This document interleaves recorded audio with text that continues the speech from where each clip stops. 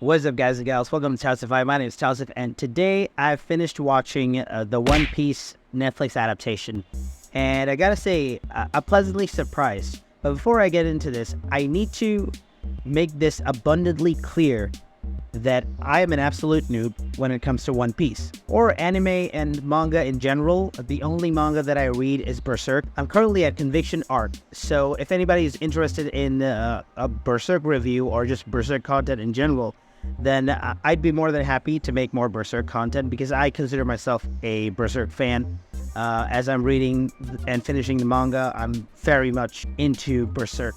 Other than that, I watched a couple animes like Dragon Ball Z and Fullmetal Alchemist Brotherhood, a little bit of Death Note, and a few other things, but that's about it. Heck, I'm such a noob when it comes to One Piece that I didn't even know that One Piece was about pirates until I saw the Netflix adaptation, because nothing in the visuals of the anime or the manga give off like pirate vibes. I didn't even know what it was about until I start watching the Netflix adaptation. And after watching it, I was, like I said, I was pleasantly surprised. It's kind of a bold choice to adapt One Piece, because I heard that One Piece has like a billion chapters and a million episodes. So which leads me to think why they would choose something like One Piece and not something shorter, like Death Note or Dragon Ball Z.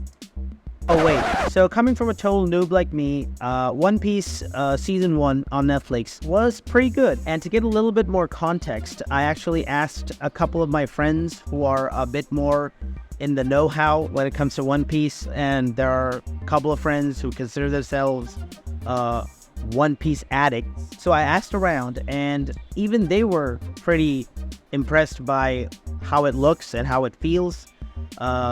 The characters look very much like the characters in the anime, especially Luffy and Roronoa Zoro and Mihawk, and the way the ships and the world of One Piece was captured was pretty spot on.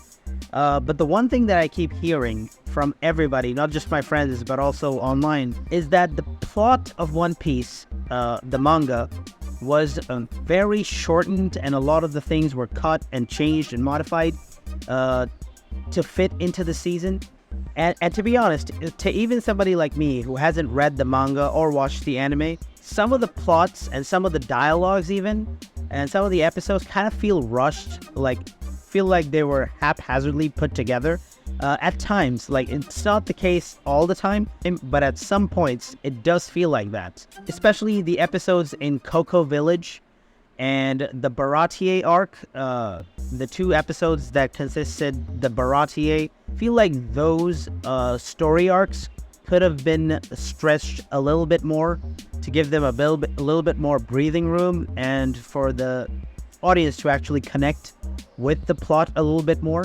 But then again, considering the length of the manga and the anime of One Piece, I kind of understand why they had to make these decisions to skim a lot of the stuff from the original plot. And another issue for me, another big issue that actually bothered me when I was watching this, was the child acting. So there are lots of child actors in this first season, and I understand why they had to have so many flashbacks, because they had to establish the background of all the individual characters, individual crew members in this show. But the big thing about that is I didn't quite enjoy all of the child actor flashbacks. A lot of the child actors, like for example, child Luffy is a lot more emotional and a lot more depressed than present day Luffy.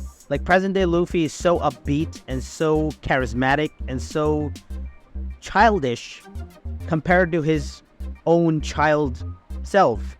Like child Luffy is not nearly as childish and charismatic and mischievous as present Luffy, you know. And it's also the case for a lot of other crew members like Usopp and Sanji. But Sanji is a little more understandable, because the things that were happening to Sanji, I kind of understand. But yeah, I also understand why they had to put all these child actors in all of these flashbacks. because they had to establish the characters and their motivations. So in that case, it's understandable, right? But it still kind of sticks out, like all these flashbacks all at once in every single episode. It was a bit much, right? But fortunately not to the point that it could hinder my experience severely. I could still enjoy the show, even despite there being that many flashbacks and that many child actors. Some of the child acting were even done pretty well. Like, for example, I like Sanji's child actor. It was the best backstory out of all of them, in my opinion. And finally, the last issue for me, personally, was that there were not enough fight scenes. What the hell, man? It's One Piece. I've heard that One Piece is something called a battle manga. And for the live-action adaptation of One Piece to have so little fight scenes, and I heard that there's a lot more action in the manga and in the anime, which were also not included in the TV show. Also, I really like the powers of the characters. Like, Luffy's power is really cool. He could stretch. He's like a rubber band man. He has like Captain Fantastic powers. So I would really enjoy if Luffy used his powers a bit more often. So yeah, I really hope in the upcoming seasons they ramp up the action and ramp up the superpowers. Like, Luffy's power is amazing. Mihawk is another badass character that only appeared for like 2 or 3 episodes and didn't fight a lot. And they were like, the fight scenes were never in the focus. Like, I feel like One Piece, I'm pretty sure if I watch the One Piece anime or read the manga, the fighting is going to be the center focus in the manga or in the anime. Whereas in this show, the fighting was like mostly happening in the background even. And I hope that this changes in the upcoming season. I want more fighting. I want more superpowers, devil powers, or whatever you call them, like powers due to consuming the devil fruit. So these are my handful of issues. Like, there's not a lot, like 3 issues. I literally written them down. And I couldn't write much more than that, because other than these things, this show is pretty much spot on. As a noob watching One Piece for the first time in live action format, I liked it quite a lot. It's a pretty cool anime adaptation. Pretty much the only live action anime adaptation that was this good. Would very much recommend. If I were to give this a rating, I would give this a 7.5 out of 10.